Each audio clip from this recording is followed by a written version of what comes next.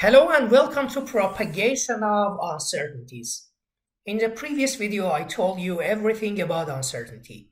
Today's lesson is different, how uncertainties can affect each other. Look at this. This is a digital voltmeter, and I'm going to use this voltmeter for finding the electromotive force of this battery. It's very easy to do. I just connect the probes to this battery and then read the value. Let's do this and then decide about the uncertainty and also the value. Okay, after the connection, the reading is something like that. 1.6610. Now it's 1. Okay? Look at the last right digit. The last right digit is in the number place of 1,000. So the uncertainty will be plus or minus 0.001 volt. What if I do another measurement, similar measurement on the other battery? Okay, maybe something similar with the same uncertainty because the apparatus is the same but different value. Maybe. Okay, I did two consecutive different measurements on two different batteries, and then I have two results with their own uncertainties separately. I combine the two batteries and I'm going to find the resultant total electromotive force of this combination.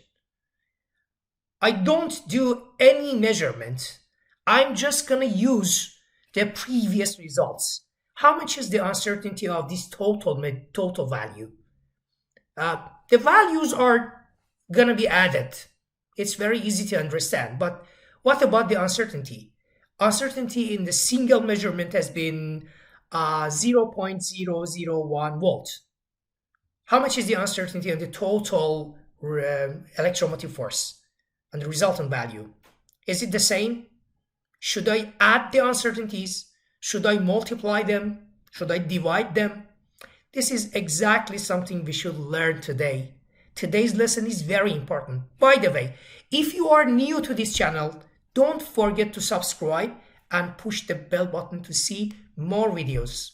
I will turn off the camera and let's concentrate on the screen to learn everything about propagation of uncertainties. Are you ready? Let's go. Okay, let's have another example. This elephant on this weighting scale gives me a mass of 1,200 plus or minus 2. The uncertainty in this measurement is 2 kilograms. Similar measurement on the weight of this boy gives the mass to be 25.3 plus or minus 0.1. What if I make a combination of boy and elephant? I'm not gonna have any more measurement. I'm just using the previous values. The value, the total mass may be 1,200 plus 25.3. But what about the uncertainties? Should I add the uncertainties? This is something we should learn today. Another example could be the area of a rectangle. Suppose that I measure the length of this rectangle and I find 4.2 plus or minus 0.1 centimeter. Similar measurement on the width of this rectangle gives me 2.3 plus or minus 0.1. What about the area? If I multiply the values, I will get another value with different uncertainty, which may not be exactly the addition of the uncertainties. Maybe. It's something I'm gonna learn today. The more complicated example could be the kinetic energy of an object. The kinetic energy of an object with the mass of m and the speed of v will be a half of mv squared. Okay, suppose that I know the uncertainty in the value of the speed is 3% here, and for the mass is 5%. How they combine together to give me the uncertainty of the kinetic energy? Okay, let's have a definition about the propagation of uncertainties. The uncertainty in the calculated value will be determined from a combination of uncertainties in the quantities that we have used to calculate the value from. This is known as propagation of uncertainties. The beginning step could be understanding and learning about different types of uncertainties. I use a thermometer to measure the temperature of a room. It could be 20 degrees plus or minus 2 degrees Celsius. The absolute uncertainty in this measurement is 2 degrees Celsius. Okay? The other uncertainty could be fractional uncertainty. If I divide the absolute uncertainty by the value, it gives me the fractional uncertainty, which has no units, 2 over 20.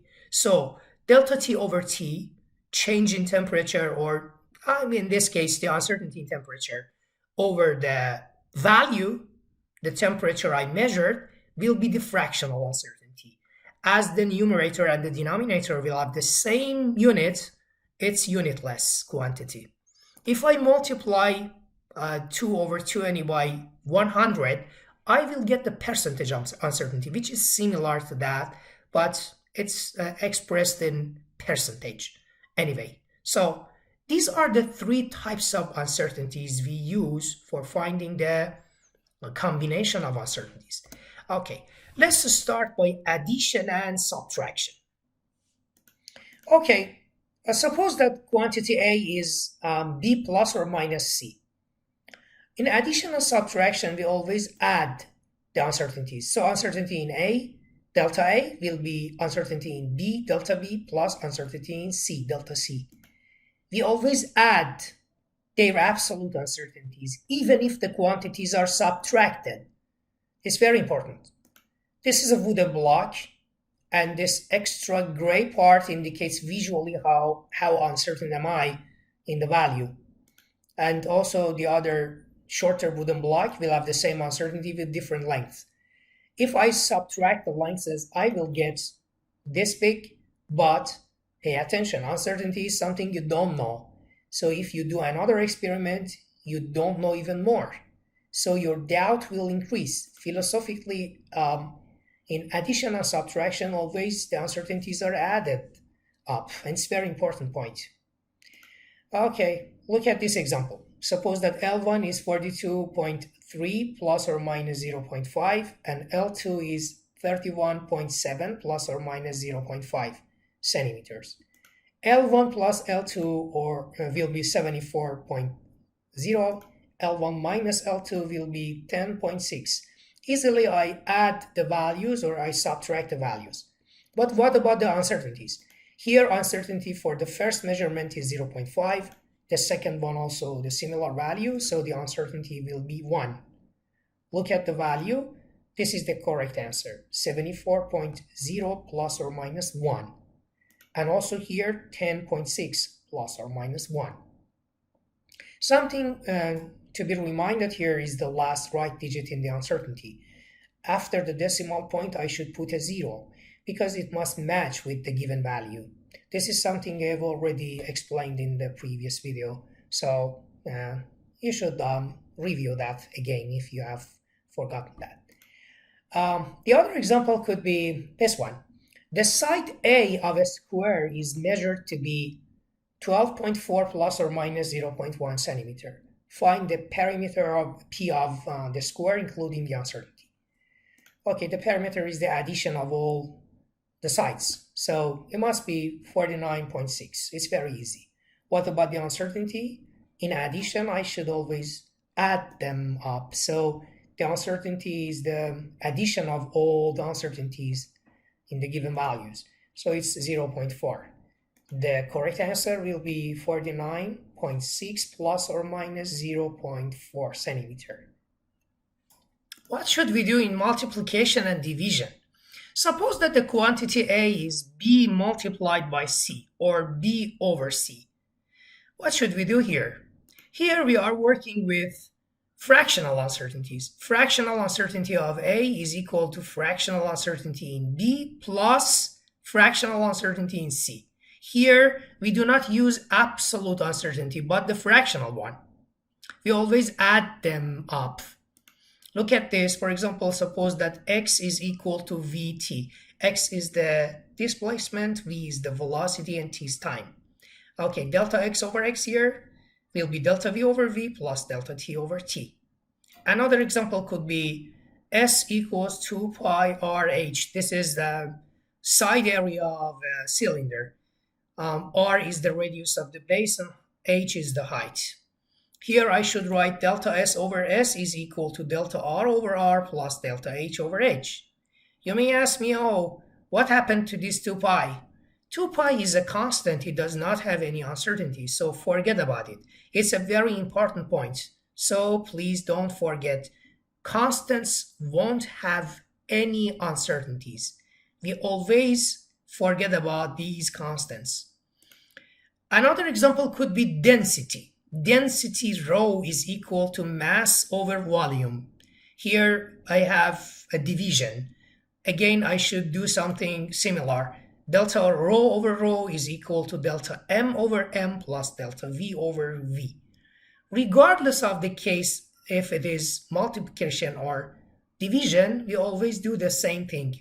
We always add the fractional uncertainties. I have a very, very important attention here. Again, suppose that the quantity Q is equal to A times B. Okay? Here I should accordingly write delta Q over Q is equal to delta A over A plus delta B over B. Pay attention. Suppose that the fractional uncertainty of A is given to be 3%. We know that. On the other hand, we know that delta B over B is 2%. How much is the fractional uncertainty in Q? It's very easy. I should add them up to get 5%. Suppose that in the similar case, the fractional uncertainty in B is given to be 2%, and fractional uncertainty in Q also is given to be 5%. I'm gonna find delta A over A here. Delta A over A is the fractional uncertainty I will find based on the given uncertainties. What should I do here? You may say, sir, it's very easy. You should write it 3% because 3 plus 2 will be 5. But the answer is wrong. Pay attention. You are doing a very, very big mistake here. If you are looking for delta A over A, you should take it to the left side and then take all the given values, the noun values, to the right side. Delta A over A is delta Q over Q plus delta B over B. You may say, oh, when you take it to the right side or to the left side, the sign might change. I think delta A over A will be delta Q over Q minus delta B over B. But I say no. Always the fractional uncertainties are added up. You won't use any negative sign here. So if the given value here is 5% for delta Q over Q and also 2% for delta B over B, delta A over A will be 7%. It's very, very important. So the sequence and the order of the given values will be very, very important. Always we have all of them except one. Take that unknown value to the left side, put all the other given values to the right side, and then add them up. Don't subtract the fractional uncertainties. It's very important. The sides of a rectangle are measured to be A equals 2.5 plus or minus 0.1 and B equals 5.0 plus or minus 0.1 centimeter. Find the area A of the rectangle.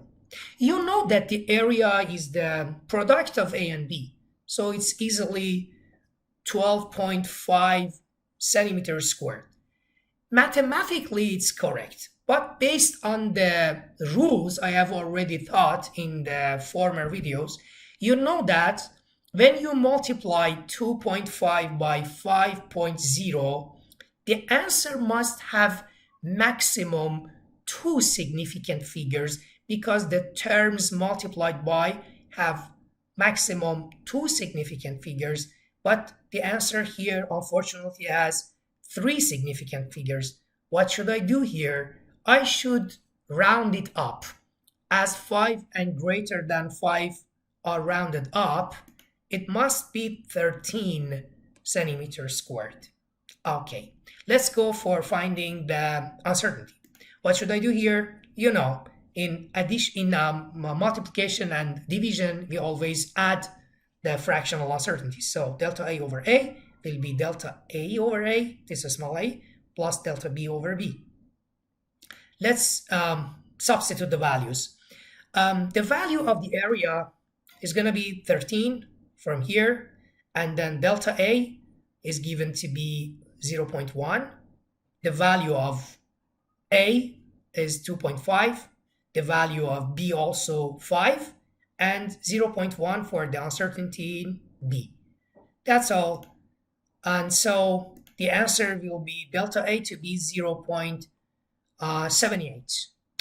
Can I put 0.78 as the uncertainty here with 13 centimeters squared? No, because the last right digits in delta A are in the number places of tenth and hundredth.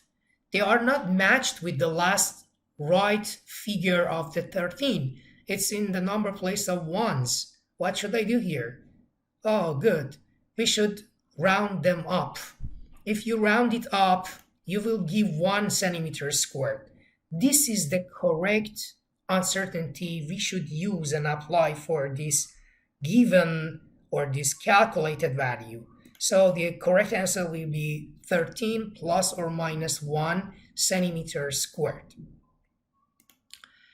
Order of finding uncertainties. This page is going to teach you how to use the order of finding uncertainties. What do I mean? If you have plus or minus addition and subtraction, for example, P is equal to A plus B. First, write delta P, the absolute uncertainty, to be delta A plus delta B, you know why? And then delta P over P, the fractional uncertainty if you want. So first I should go for absolute uncertainty, then I should find fractional uncertainty if needed in addition and subtraction. In multiplication and division, the situation is different. For example, suppose that the quantity S is equal to product of A and B. Here, I should write delta S over S is equal to delta A over A plus delta B over B. As you see in the first step, I should find the fractional uncertainty on S. And then, if you rearrange the equation, you can find and calculate delta S. Here you see, first I should go for fractional uncertainty and then absolute uncertainty. So if in a certain problem, you are going to find absolute and fractional uncertainties both, first, look at the plus or minus or cross and divide. Then go for absolute and then fractional in addition and subtraction, and fractional and absolute in order for multiplication and division. They are very important orders. You should always pay attention. Look at this example. A cube has the size of 4 centimeter length with uncertainty of 3%. Look at this, 3% is the fractional or the percentage uncertainty here in measuring. Find the volume of the cube and its absolute uncertainty. Okay, for a cube with the size of 4 centimeters, it's very easy to find the volume. Volume is one side raised to the power of 3, a cubed. So it's very easy, 4 to the power of 3. The answer is 64. It's not something that complicated for you. What about the uncertainty? Look at this. A to the power of 3 is a kind of multiplication. So here, first, I should write delta V over V to be delta A over A plus delta A over A, delta A over A again, and then substitute the values. Delta A over A is given to be 3% or 0.03, and then the answer will be 0.09. This is delta V over V.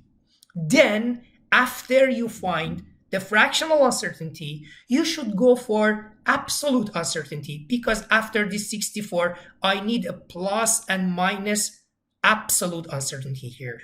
As you know, the volume has already been calculated to be 64. So I put 64 here and then 0.09, something I have already found. And then I find delta V to be 5.46. This is the absolute uncertainty. But here I have something more to do. As you see, the last right figure in the uncertainty is in the number place of hundredth. It's not matched with the last right figure in the value. It's in the number place of ones. What should I do here? Necessarily, you should round it up or round it down. As 4 is the value smaller than 5, it's rounded down. So if I round it down, it's gonna be 5. 5 centimeter cubed is gonna be my uncertainty here. So it's 64 plus or minus 5 cubic centimeter. This is the answer. Deriving a rule. Let's derive a rule based on the former example. I think you can guess what will happen here. Q is a to the power of 3, okay? Here I can rearrange it to be a multiplied by a multiplied by a. So delta Q over Q is the addition of 3 delta A over A. So I think the rule in general will be something like this. If Q in general is not going to be A to the power of 3, but A to the power of n, any arbitrary value, here delta Q over Q is going to be absolute value of n times delta A over A. I have generalized the 3 to be n. Look at this value, this rule. It's very important to pay attention that n is not going to be necessarily a positive value or a negative value, a decimal value, or even an integer. It's okay. You can use any value for n. Even n could be 0.05. N could be negative 10. It's okay. Here you put it in absolute value and then use this rule. Okay, look at this example. The quantity Q depends on the measured value A in the following way. Q is given to be 6A squared and A is equal to 10.0 plus or minus 0.3. 0.3 is the uncertainty in the given value for A. Find the value of Q and its uncertainty. First, let's find the value. The value is very easy. You should just raise this 10 to the power of 2 and then multiply it by 6. The answer is 600. So the next step will be finding the plus or minus uncertainty, but the absolute uncertainty. As this is a kind of multiplication, first I should go for fractional uncertainty and then absolute. Based on the rule, the given rule, Q is A to the power of n, so delta Q over Q will be absolute value of n delta A over A. Here, it's very easy. I can use this rule like that. Delta Q over Q is 2 times delta A over A. What happened to this 6? 6 is a constant. Constant won't have any uncertainty. Forget about that. This 2 is here. It's exactly the power, the exponent. Okay, 2 delta A over A. Let's substitute the values. Q is going to be 600. I put it here. Delta A over A. Delta A is given to be 0.3 and the A is 10. So I do the calculation to find delta Q to be 36. So I will add it here, 36, the absolute uncertainty, 600 plus or minus 36. Let's go for the other example. Radius of a circle has been measured for r equals 4.0 plus or minus 0.2 centimeter.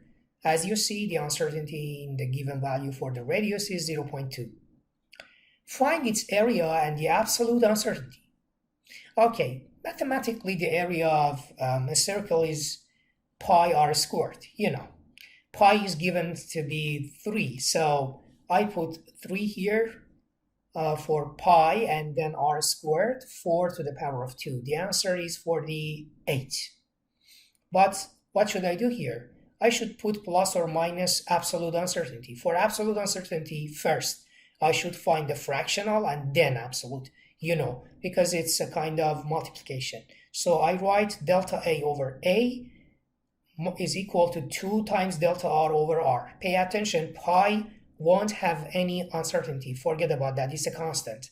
So 2 is the exponent here, which could be a kind of coefficient here, 2 delta R over R, based on the previous rule. So just we should substitute the values.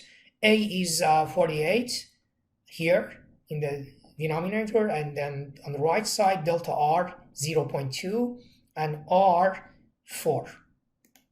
Just substitute the values, and delta A will be 4.8 centimeters squared.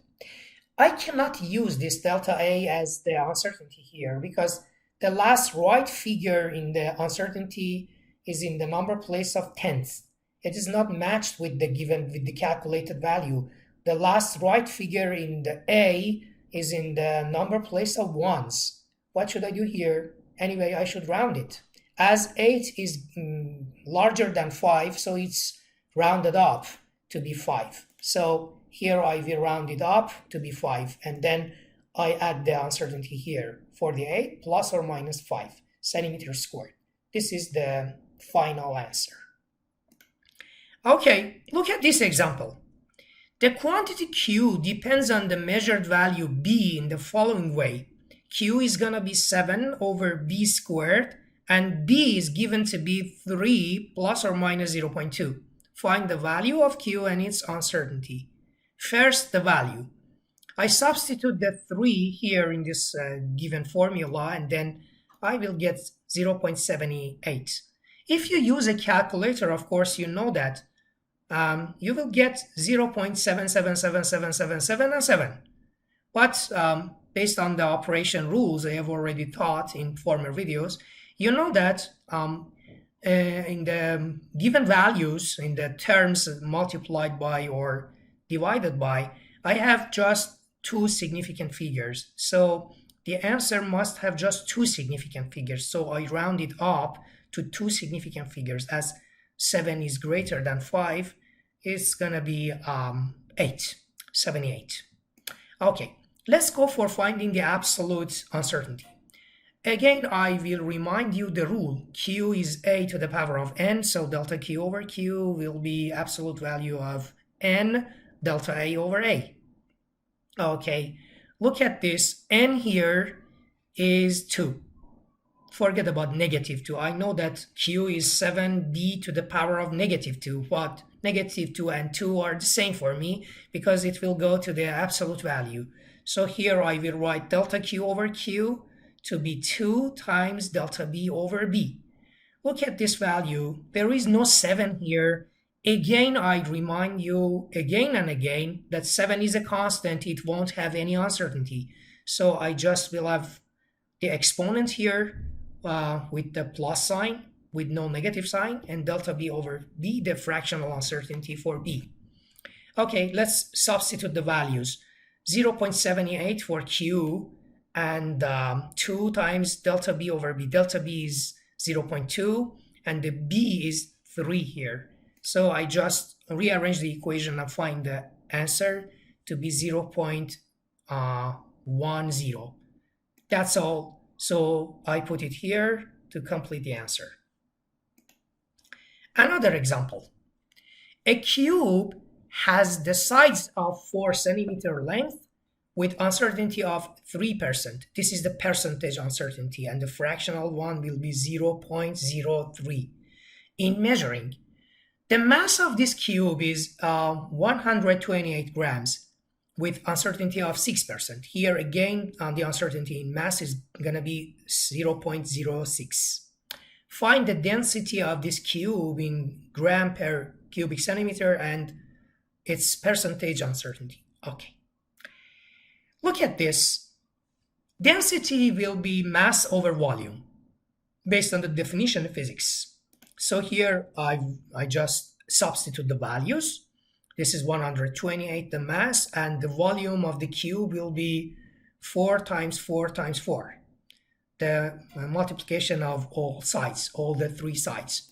The answer will be 2.0 plus or minus something, which is the absolute uncertainty.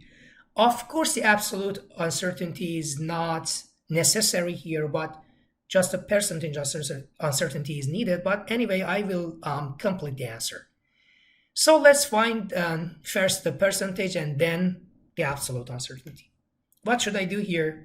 I should write delta rho over rho to be delta m over m based on the rule plus delta v over v. Delta m over m is the uncertainty, fractional uncertainty in mass. It's given here. I know that it's 0.06. But what should I do for delta v over v? Let's find it. Volume for a cube will be one side to the power of 3. You know that. Suppose that a side is going to be L. So L to the power of 3. Based on the rule, delta V over V will be 3 times delta L over L. Delta L over L is the fractional uncertainty for the side. And here the length of a side will have the fractional uncertainty of 0.03. Good. So I put 0.03 here and then multiply it by 3 to get 9% or 0.09. This is percentage or fractional uncertainty for volume. Then let's substitute the values. Percentage uncertainty for volume is this, and percentage uncertainty for the mass is gonna be 6% based on according to the given value. So the answer is 15%. It's finished, but if you're gonna complete the answer, you can also go more for finding the absolute uncertainty and put it here. Okay, let's substitute the value. The density has already been calculated to be 2. So I put it 2 here and then 0.15 instead of 15% as the fractional uncertainty, and then delta rho will be 0.3. Good. So if I put it here, it's the absolute uncertainty for the density, and the answer is complete. Okay, let's sum up our knowledge. Derivation rules for the propagation of uncertainties. If the quantity Q is addition or subtraction of 3 or even more quantities like this, A, B, and C, delta Q, the absolute uncertainty for Q will be delta A plus delta B plus delta C. I told you it is always addition. If the Q is going to be A, B divided by C, here I should write delta Q over Q, the fractional uncertainty in Q to be delta A over A plus delta B over B plus delta C over C. It's always addition, but addition of fractional uncertainties. If Q is A to the power of N over B to the power of M, the rule is going to be generalized like this. Delta Q over Q is N delta A over A plus M delta B over B. If you have any coefficient here, constant, you should always forget about that. For example, Q is going to be a square root of A times B. What should I do here? Here is going to be A B to the power of 1 second, you know. And also Q is going to be square root of A over B. It's also rearranged to be A over B to the power of 1 second again. Here, based on the rule, I can write it like that. Delta Q over Q is the exponent, a half, multiplied by delta A over A, again the exponent, a half, multiplied by delta B over B. That's all. Okay. Let's go back to the previous example I have already mentioned. Suppose that the kinetic energy of an object is a half of mv squared. Let's see if we can do that or no. Okay, the percentage uncertainty in velocity is 3% here, and the percentage uncertainty in mass is going to be 5%. What should I do for the percentage uncertainty in k? Okay, here delta v over v, the fractional or percentage uncertainty is given, delta m over m is given, and I'm going to find the delta k over k. It's very easy. Let's do that. Delta k over k will be delta m over m plus 2 times delta v over v. 2 is exactly this exponent, which is going to be the coefficient here. I have already eliminated a half here because it's a constant and it won't have any uncertainty. So delta k over k will be 5%. This is delta m over m, and also 2 times 3%. 3% is the delta v over v. Totally delta k over k, the percentage uncertainty for the kinetic energy will be 11%. So we can do it, yeah. Okay, another example. The period t of a pendulum of length L is in gravitational acceleration g is given by t equals 2 pi square root of L over g. Forget about this complicated formula. We are just using the rule. The uncertainty in L is 5% and the uncertainty in G is 2%. Calculate the approximate uncertainty in a value of t for 2.3 seconds. When they say approximate uncertainty, anyway, they are mentioning the absolute uncertainty. Okay, as it is a kind of multiplication and division, we should go for fractional uncertainty, then absolute one. So here I write the t in different form. 2 pi times L over g to the power of 1 second. Instead of square root, I write 1 second. Then I will write delta t over t, the fractional uncertainty, to be a half, which is the exponent. It goes for a kind of coefficient here, and then delta L over L plus delta g over g. Then I substitute the values. Delta g over g is going to be 2% here. Delta L over L is going to be 5% here. So totally it's 3.5%. Then I will substitute the values. 3.5% will be 0.035, you know. And then delta t over the value.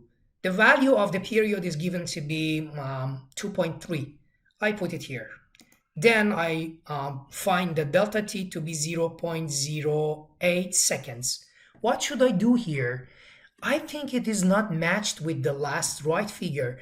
The given value for the period is going to be 2.3. The last right figure is in the number place of tenths. But the last right figure is in the number place of hundredths. I need tenths, not hundredths. What should I do? Well, it's not complicated, you know. You should round it up. 8 is greater than 5, so round it up to be 0.1. That's all. This is the answer. This is the absolute uncertainty based on the given values. Okay, thank you for watching this video. If you liked it, give me a like. And don't forget to subscribe and push the bell button to see more videos. See you later in more and more videos.